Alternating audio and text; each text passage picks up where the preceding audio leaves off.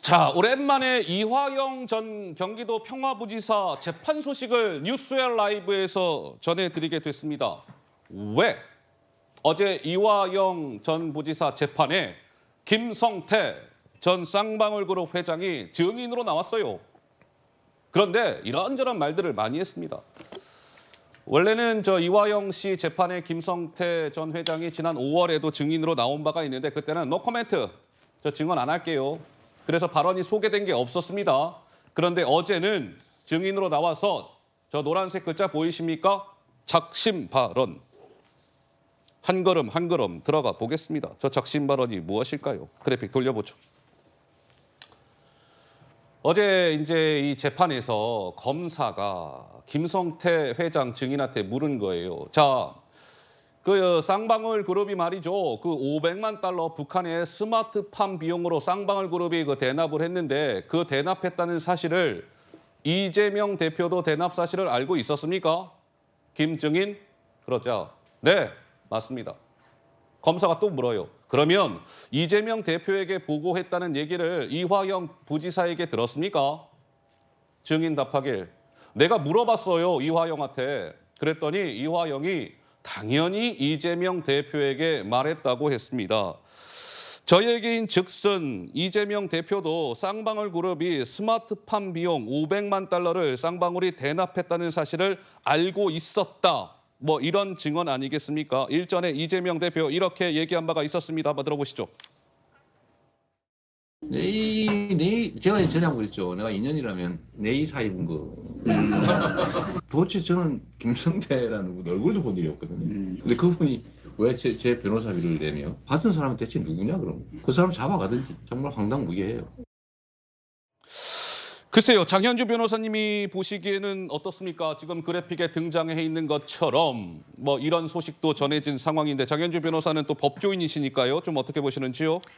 일단 김성태 전 회장이 그동안은 법정 증언을 하지 않다가 이제 좀 작심한 듯이 증언을 하는 그런 모양새가 된 것 같다는 점을 좀 지적해서 봐야겠습니다. 예. 그리고 이 재판은 일단 이재명 대표가 직접적으로 피고인이 되는 재판은 아니기 때문에 뭐 직접적으로 이재명 대표가 어떤 사건에 관련이 있다라고 뭐 볼 수 있는 그런 재판은 아니긴 합니다. 그러나 관련 사건에서 이재명 대표가 알았을 것 같다라는 취지의 지금 증언들이 나오는 것이기 때문에 쌍방울 관련된 수사가 뭐 또 다른 방향으로 갈 수 있겠다라는 또 우려는 듭니다. 특히 김성태 전 회장이 지금 이재명 대표에게 보고를 했다는 얘기를 이화영 전 부지사로부터 들었다라는 것이기 때문에 이 부분은 이화영 부지사의 이야기도 꼭 들어봐야 될 필요가 있을 것 같아요. 이화영 부지사가 정말로 이재명 대표에게 뭐 보고를 한 바가 있는지 아니면 이야기를 한 바가 있는지 이런 부분들을 좀 확인을 해봐야 될 것 같고 예. 그렇다 하더라도 일단 이재명 대표의 어떤 방북 비용이라든지 뭐 스마트팜 사업에 대한 대납 비용이라는 부분을 김성태 전 회장이 적극적으로 증언을 할 것으로 앞으로도 그렇게 할 것으로 지금 예상이 되기 때문에 쌍방울 사건에 대해서는 좀 분기점이 될 것 같다라는 생각이 듭니다. 자, 그런데요. 이번 이 대북송금 관련해서는 크게 두 가지 카테고리죠. 쌍방울이 조금 전에 말씀드린 그 북한에 500만 달러를 대납했다는 이게 하나가 있고 또 하나는 쌍방울이 이재명 당시 경기지사의 평양 방문을 위해서 또 300만 달러를 대납한 것 아니냐 이 카테고리가 있어요. 이 300만 달러 부분으로 이제 넘어가는 겁니다. 한번 보시죠. 자, 어제 그 김성태 회장이 뭐 이런 얘기도 해요. 이재명 대표와 세 차례 만나려고 했는데 모두 불발이 됐다. 내가 이재명 대표를 만나면 김성태 나도 평양에 같이 동행해서 방북하는 방안을 얘기하려고 했는데 불발이 됐어요. 왠지 아십니까? 2019년 9월에 이재명 대표가 선거법 위반 혐의로 항소심에서 당선 무효용이 선고가 돼서 만남이 성사되지 못했습니다. 아주 구체적으로 디테일하게 증언을 했습니다. 그래픽 돌려보죠. 근데 이화영 재판에서 증인으로 나온 이 김성태 회장이 이재명 대표와 4차례 통화한 것으로 전해지고 있습니다. 시점은 저러합니다. 그런데 저는 사실 좀 눈길이 갔던 것이 2022년 3월 통화예요. 김성태와 이재명 이 두 분 간에. 그때 2022년 3월 9일에 대선이 있었잖아요. 이재명 후보가 윤석열 후보한테 지고 난 이후에 김성태 회장이 이런 얘기를 했답니다. 이재명 대표와의 통화에서. 이 대표님, 한 번 질 수도 있는 거고요. 다음에 잘 되지 않겠습니까? 힘내라고 했다. 구자룡 변호사님은 무슨 생각이 드시는지요? 굉장히 좀 구체적이고 신빙성 있는 사실관계가 이제 추가로 더 나왔다 이렇게 볼 수 있거든요. 처음에 김성태 회장이 이제 작심 발언을 하기 전에 증언을 거부했었잖아요. 이게 지금 공범관계에서 흔히 볼 수 있는 건데 증언 거부를 할 수 있는 사유가 내 형사 사건이 진행 중이고 내 유죄가 될 만한 내용에 대해서는 증언을 거부할 수 있어요. 네. 근데 지금 이제 수사가 마무리돼서 내 혐의에 대해서 이제 증거 자료나 이런 걸 보니 자기가 이제 혐의 피해갈 수 없으면 이제 시인하면서 선처를 바라는 쪽으로 입장을 정하면 다른 사건의 증인으로 나왔을 때 내 혐의와 연결된 공범의 그 혐의에 대해서 인정하는 발언을 안 할 이유가 없거든요. 예. 오히려 그거를 안 했을 경우에 위증죄가 추가되기 때문에 그냥 이제 실토를 하는 단계로 왔다 이렇게 볼 수 있고 그게 또 굉장히 구체적이에요. 통화를 언제 했는지도 날짜도 특정이었을 뿐만 아니라 네? 어떤 내용으로 통화를 했다. 그리고 만나기로 했었던 것도 언제였고 왜 불발됐는지 그때 예. 당선 무효형 때문에 이제 못 만났다. 그리고 두 번째는 나에 대해서 조폭이라고 하는 유튜브 매체의 그 공개적인 발언, 저격 발언 방송이 있었기 때문에 무산됐다. 눈치를 좀 보느라 그랬다. 이렇게 굉장히 구체적으로 나오고 있기 때문에 예. 이거는 신빙성이 굉장히 높을 뿐만 아니라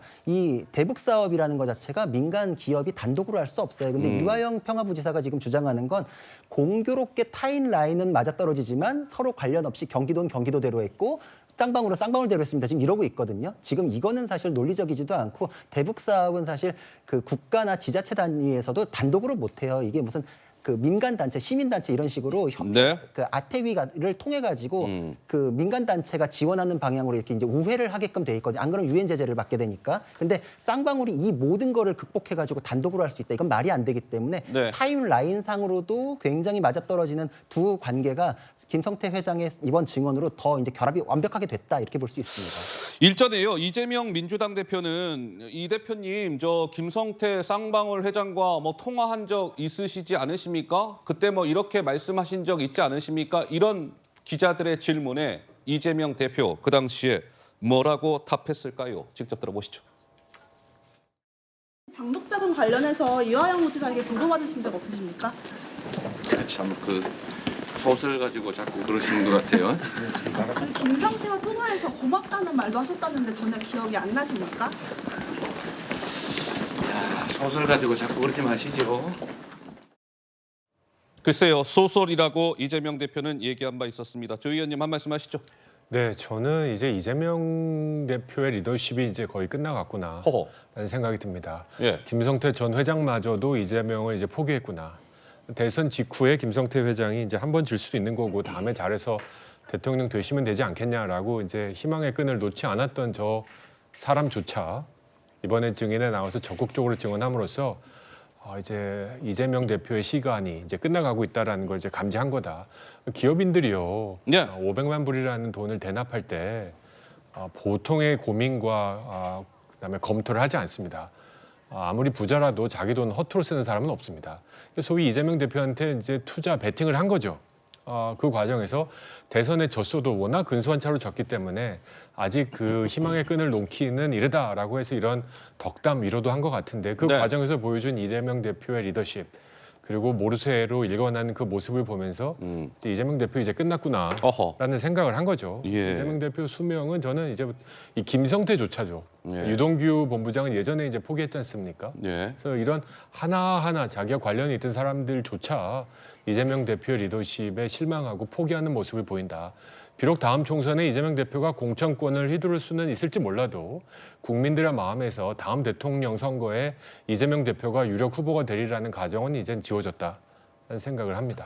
알겠습니다. 이 대북 송금 문제와 관련해서 글쎄요. 검찰이 이제 또 어떤 스케줄을 밟아 나갈지도 지켜봐야 될 것 같아요. 이재명 대표를 향해서 뭐 소환 조사를 하게 될지 구속영장을 뭐 청구하게 될지 이런 것들을 좀 지켜봐야 될 것 같습니다.